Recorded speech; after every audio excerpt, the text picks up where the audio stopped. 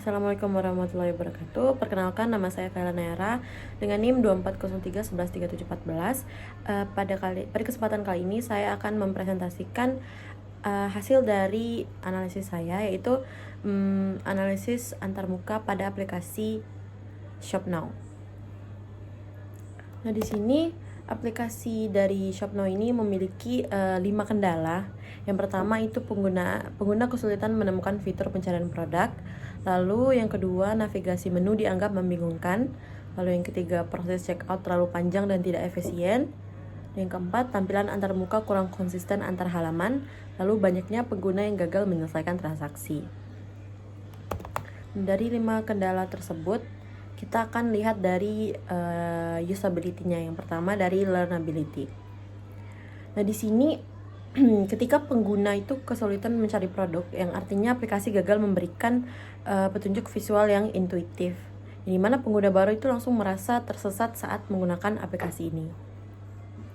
Lalu dari soal efisiensi, pada perangkat mobile itu efisiensi adalah segalanya, yang dimana pengguna itu ingin cepat, gitu, bukan ingin dipersulit. Gitu. Lalu lanjut ke memorability.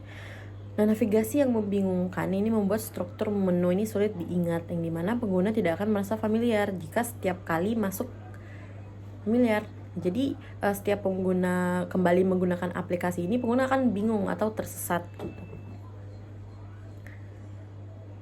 Lalu selanjutnya ada error, yang dimana kegagalan transaksi itu adalah sebuah hambatan kritis. Ini bukan cuma soal sistem, tapi soal rusaknya kepercayaan pengguna.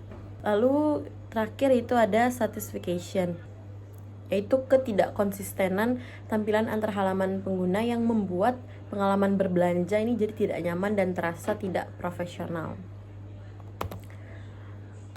Lalu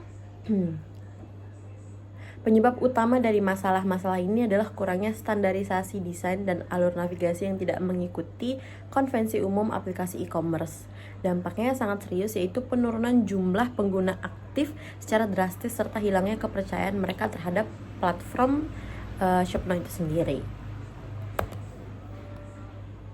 Nah, untuk solusi dan desain aplikatif, di sini untuk navigasinya saya menyarankan, saya merekomendasikan pengguna menggunakan untuk penggunaan sticky search bar dan standar bottom navigation, yang gunanya untuk memastikan fitur penting selalu dalam jangkauan mata dan jempol pengguna. Jadi pengguna tidak tersesat atau merasa kesulitan mencari search bar ataupun tombol-tombol navigation yang di bawah gitu. Lalu untuk menyederhanakan checkout, kita perlu menerapkan progress tracker ya, agar proses yang panjang terasa lebih terukur dan transparan bagi pengguna. Dan ini juga membuat pengguna tidak merasa kebingungan terkait dari proses belanjanya gitu.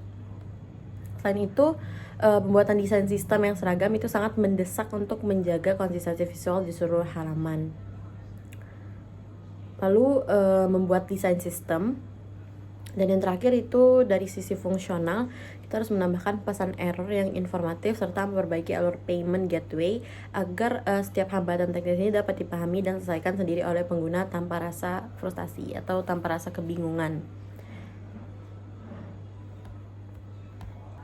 Lalu dari segi dampak bisnis, nah apabila masalah ini tidak segera diatasi, risiko bisnis yang muncul itu meliputi pengguna yang meninggalkan aplikasi. Nah, selain itu perusahaan akan mengalami penurunan pendapatan yang signifikan dan citra buruk jika dibandingkan dengan kompetitor lain seperti Shopee atau Tokopedia. Nah, di sini saya memberikan visualisasi yang dimana search bar dan bottom navigation yang baik gitu. Nah, search bar di sini itu menampilkan kolom pencarian dengan teks placeholder yang jelas dan icon kaca pembesar di bagian atas. Lalu di bagian navigasi bawah itu dilengkapi dengan icon dan label yang kontras dan jelas gitu. Jadi pengguna tidak bingung untuk mencari apa yang diinginkan. Lalu ini visualisasi untuk indikator progress untuk progress tracker, itu menunjukkan posisi pengguna dalam tahapan transaksi gitu. Jadi jelas dan transparan. Baik, ini saja yang dapat saya presentasikan. Mohon maaf apabila ada salah kata. Assalamualaikum warahmatullahi wabarakatuh. Terima kasih.